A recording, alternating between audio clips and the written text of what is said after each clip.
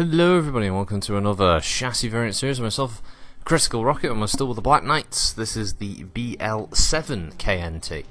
Although the number went up, it's actually a downgrade of the traditional BL-6-KNT and the 6B-KNT.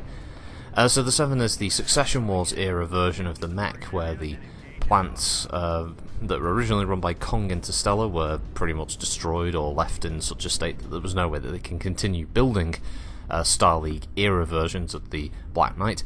They were mostly forced into things like spare parts production and minor modification and repair. So, the great houses, with all of their remaining Black Knights, pretty much had to make downgrades. This meant pretty much keeping all of the existing weaponry that they could produce, but where it was an ER model it became a large, where it was a pulse it would become a standard. And this meant obviously an increase in weight in some areas as well, because they couldn't use endo steel, so they had to go to a standard frame and internal chassis, which also increased the weight, and thus the mech suffered quite badly in some respects. However, it doesn't remove the fact that it's still a particularly well-armed heavy mech. It still had a PPC, a bunch of medium lasers, large lasers and small laser weapons spread right across the mech. That kept it going even in the thickest of battles. The upside, is that it's still had pretty decent heat management, regardless, even in even in single heatsink territory. At least on tabletop. Obviously in MechWarrior Online that is not the case. Also, another thing to consider in MechWarrior Online's case, even though this is technically a downgrade as far as the background and lore is concerned, obviously you can make all of those upgrades again to your 7 model and have double heatsinks, endo steel chassis, and be able to have all of the weapons be whatever the hell you like, because that's what happens in MechWarrior Online. So yes, the 7 was used mostly by the Great Houses, and it continued right through the Succession Wars, right up to the clan era, and obviously the resurrection of certain builds, Star League era builds, were possible. As a little aside, because there isn't any example of this in MechWarrior Online, but the Black Knight did actually get a bit of a resurgence in the form of the Clan Buster model, which was basically Comstar's hidden caches of mechs for the Com Guard. And a lot of them were basically Star League era Black Knights that had things like their ERPPCs and large pulses and all the rest of it, and were put to good use on Tukiyid during that pretty climactic battle that happened there to end the clan invasion.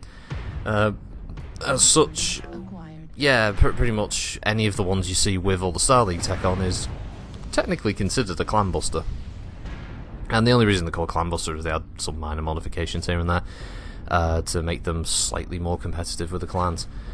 The communication system that was so integral to the Black Knight in its Star League heyday is unfortunately lost with this model, or at least isn't anywhere near as capable.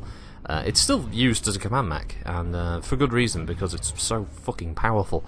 Most commanders probably didn't have to worry about being jumped in this thing, and not having to worry too much about getting dropped. As I said, this many weapons meant it was very deadly for pretty much any mech to come across, unless it was some of the toughest assaults out there, like Atlas or things like Banshees and that.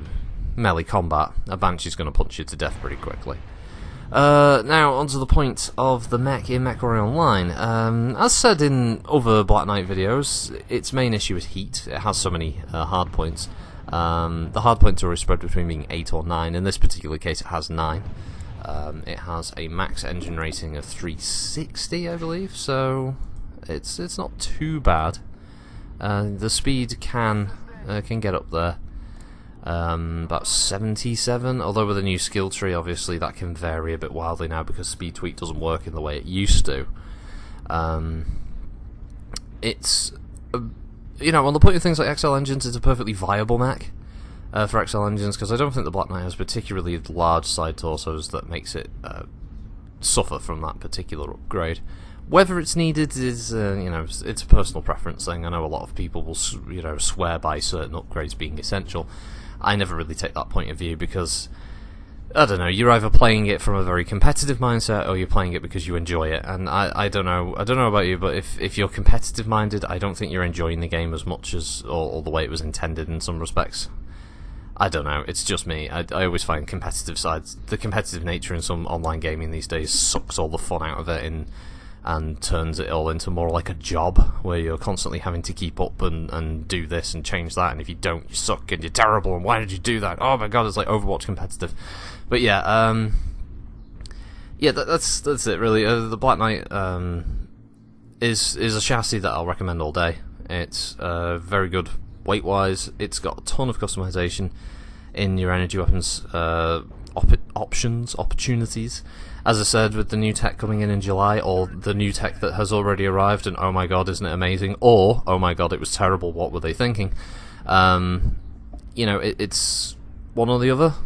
It's great for that. No ballistics, no missile hardpoints on any Black Knights, so, you know, won't surprise me if that becomes a more important little, like, hero mech edition or something in the future, if it hasn't already been done.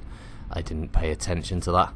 But, yeah, Black Knight 7, it's good. 9 energy hardpoints spread across the mech, even has one in the head. Well worth it. And, sorry about the lack of action in Terra Firma. The team I was on, just, they didn't push. And I mean, as you can see, this was a flanking direwolf that I was with. I was getting opened up, and I didn't really want to get sniped to death. So yeah, sorry about that one, guys. Next one will be okay, I promise. So thanks for watching. See you next time. Bye.